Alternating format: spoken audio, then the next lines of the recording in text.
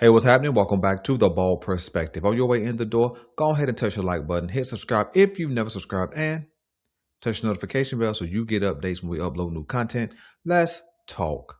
So we are tapping into about 48 plus hours of the news that the Baltimore Ravens have fired, dismissed head coach John Harbaugh.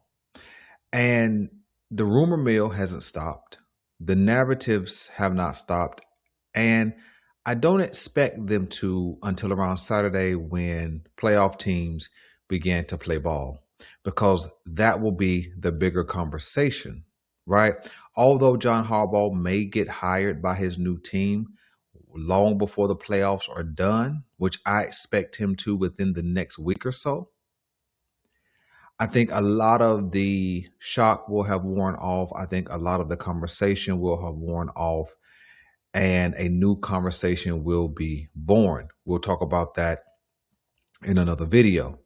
But for right now, there seems to be a little bit of indifference between, did the Baltimore Ravens make the right move, and will they regret that move? So to get out in front of this thing, let me answer both questions. Yes, the Baltimore Ravens made the right move, and no, they will not regret the move. Now, making the right move is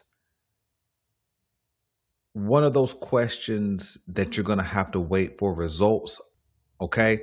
But instead of offering my opinion, my thought, and the bald perspective, what I'm going to do is let history talk to us and let history point us in the direction of whether this was the right move for the Baltimore Ravens and will they regret it.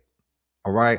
You see, there is a statement out there that has lived for several decades that a head coach and quarterback combo who does not win it in their first 5 years together, they do not win it. And history will say as much. There's only one example of a coach quarterback combo that won it in their 6th season. And I don't have that in front of me right now. But let me show you two charts over the next 6 or 7 minutes. And let's see what history says. All right, so when you look at this first chart, right, we're looking at the 1970s, the 1980s, and the 1990s. And there is multiple QB and head coach examples. When you look at the 1970s, you have Fran Tarkenton and Bud Grant. And as great as Tarkenton would have been in his era, he and his head coach did not win it, although they have a plus 5-year term together. All right. When you keep looking, you're going to run into a legendary name like a Dan Marino. He and Don Shula, who at one time was the winningest coach in NFL history, they didn't win it. As elite as Dan Marino was, as great as Don Shula was, they did not get a chip.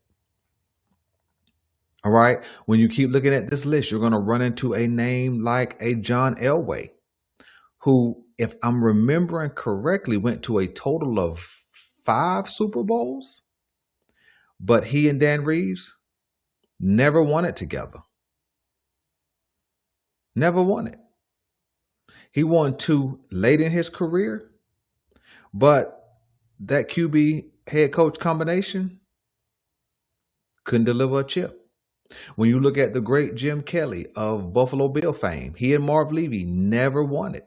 And I think they went to 4 Super Bowls, several of which they got blown out in, but they never won it.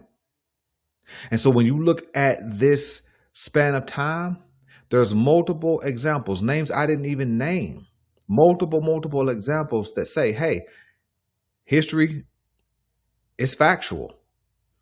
A QB head coach combo, when they don't win it, it's up. They don't win it.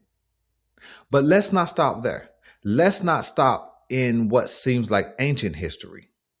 Let's move forward and look at the 2000s, 2010s, and the 2020s.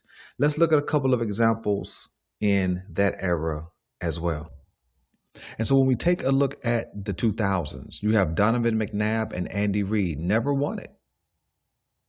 And I think, if I'm remembering correctly, I think they went to 4 straight NFC championships and they went to one Super Bowl together, but they did not win the chip.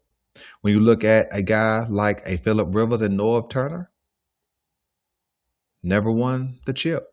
And they had a really good team, a lot of weapons. That was the team that had LaDainian Tomlinson and Antonio Gates, but they could never get it done.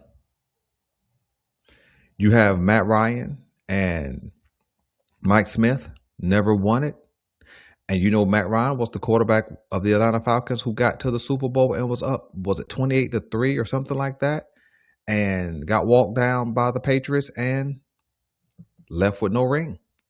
You got Tony Romo and Jason Garrett, right? We know this name very well as a Baltimore Ravens fan. Andy Dalton and Marvin Lewis never won it. A really great combination.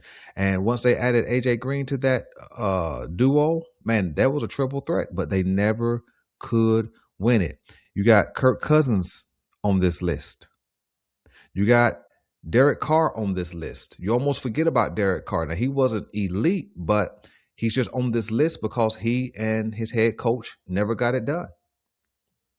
And although you see Lamar Jackson and John Harbaugh over in the 2020s, I'm not sure if they are the only duo. But I think with Kevin Stefanski leaving, I think Zach Taylor and Joe Burrow is coming up on that 5th year mark as well. And so the reason why I left John Harbaugh and Lamar Jackson over there by themselves, because this is what this video is about. So what does history tell us? Well, history seems to be screaming very loud, you made the right move. But the sad and disappointing thing is Bisciotti was not going to make the move, it doesn't seem, up until the point where John Harbaugh would not move off his decision to stick with his coordinators. And whether that was just Todd Monken or Todd Monken and Zach, or the idea of running it back seemed to be mostly okay with Bisciotti. But the question would be, run it back to do what? We're 2 levels down from where we were in 2023. Guys are not the same players as they were in 2023. Guys don't get younger, they get older. And so sometimes you got to push everything into the table and make a move. Even if it doesn't work, make a move to just create a different measure of hope, a different outlook. You see, this is not about any of the rumors. This is simply about what history says. But let's go out in deep waters now. You see, if the 5-year rule is true,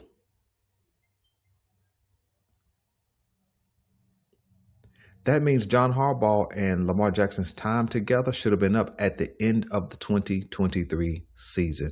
Wait a minute, Belanger, your math wrong. Lamar Jackson was drafted in 2018. Yeah, I know. But I've consistently said I don't count Lamar Jackson's rookie season because he was not drafted to be the starter. He came in halfway through that season. It wasn't until he stepped on the scene and did damage in the league in 2019 where most of us understood what Lamar Jackson could do and would do at the NFL level. That would have began the clock ticking on that 5-year window. So now when you look at it, 2019, 2020, 2021, 22, the season of 2023 was that 5th year, which makes sense why that has been the pinnacle of the Lamar Jackson playoff range, because the window is done. The window is maxed out at that point. Everything you were going to get out of John Harbaugh, you had got. Everything you were going to get out of Lamar Jackson, you had got as it pertains to that combo. You were on your 2nd offensive coordinator. You were on your 2nd defensive coordinator, if I remember correctly, in the Lamar Jackson era. It was pre-Derrick Henry. You had done everything. And what has happened is when that window is closing, what you will do is you will start trying to add pieces to force that window open. That's why when they added Derrick Henry, guess what? They didn't move forward and win the chip. In fact, they took a step back. And then this year, you already added Derrick Henry 2024. Let's add DeAndre Hopkins in 2025. And then we took another step back, not because you added Henry and Hopkins, but simply because when that window closes, it's time for a change. So the Lamar Jackson and John Harbaugh breakup is 2 years past due.